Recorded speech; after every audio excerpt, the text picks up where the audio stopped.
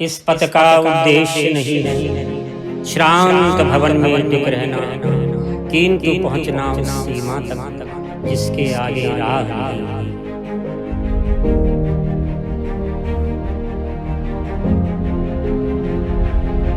प्यारे दोस्तों, मैं प्रोफेसर वेद प्रकाश नारंग आप सबका अपने और आपके इस ब्रॉडकास्ट में हार्दिक स्वागत करता हूं। दोस्तों, मैं आपको ले चलता हूं एक ऐसे विषय की ओर जिसका सीधा संबंध है हमारे जीवन से, हमारी जीवन शैली से और हमारे विचारों से।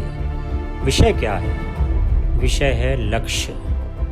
ये शब्द आपने ना जाने कितनी बार सुना होगा। क्या आपने इस पर कभी विचार किया है?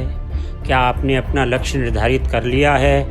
अगर आप लक्ष्य निर्धारित करके आगे बढ़ रहे हैं तो निश्चय ही ये प्रसन्नता का विषय है, क्योंकि कहा भी गया है कि वीर तुम बढ़े चलो, धीर तुम बढ़े चलो, सामने पहाड़ हो, सिंह की दहाड़ हो, तुम कभी रुको नहीं, तुम कभी झुको नहीं। साथियों, आपने अपना लक्ष्य अगर निर्धारित नहीं किया तो लक्ष्य निर्धारित करिए।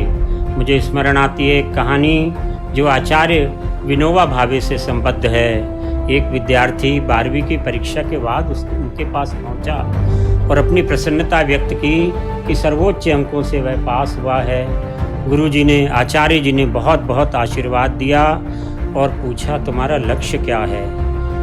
बीए करना, एमए करना, पीएचडी करना, बीएड करना, ये सब वह बोलता गया। जब वह फाइनल में पहुंचा तब भी यह प्रश्न आचार्य जी ने मिलने पर फिर किया, तुम्हारा लक्ष्य क्या है? फिर उसने आगे की योजनाएं बता दी, लेकिन परम लक्ष्य की अनुभूति नहीं करा पाया। और बहुत समय बाद जब वह विद्यार्थी पुनः मिला तो उसके चेहरे पर थकान थी, एक शिकन थी और निराशा का वातावरण था। लेखक ने लिखा, खेलना कूदना भूल भूल गई छकड़ी, 3 चीज याद रही, नून तेल लकड़ी। और गृहस्थ जाल में ऐसा फंसा कि सब कुछ विस्मृत कर गया। इसलिए मैं आपसे कहता हूँ कि अपना लक्ष्य निर्धारित कीजिए। ऐसे कई लोग हैं जिनके उदाहरण दिए जा सकते हैं जिन्होंने अपने लक्ष्य निर्धारित किया तो शारीरिक कमजोरी भी उनके आगे उनका कुछ नहीं बिगाड़ पाई। ऐसे ही दैदिप्यमान लोगों में है हेलन केलर, जिनको आप जानते हैं। ना वो सुन सकती थी, ना देख सकती थी, ना वो बोल सकती थी, और अंत में आज विश्व की सर्वश्रेष्ठ 10 महिलाओं में उनका स्थान है।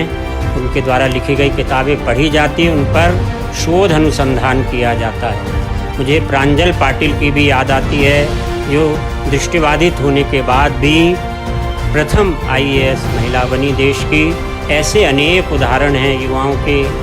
आपने स्वामी विवेकानंद का नाम अवश्य सुना होगा, जिन्होंने कहा, उठो जागो और अपने लक्ष्य की ओर तब तक बढ़ते रहो जब तक वह लक्ष्य आपको प्राप्त ना हो जाए। स्वामी जी ने अमेरिका के शिकागो शहर में विश्व धर्म सम्मेलन में सारे विश्व को चकित करके रख दिया था।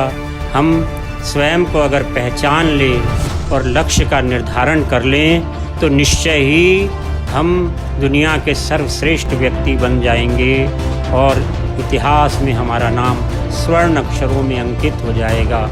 जैसा कि कहा भी गया है, मन एक सीपी है, आशा मोती है, हर पल जीवन का एक चुनौती है।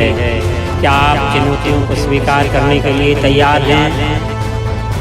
कष्टों को झेलते हुए, निराशा के वातावरण को दूर रखते हुए, अपने लक्ष्य को निर्धारित करते हुए क्या आप आगे बढ़ने को तैयार हैं?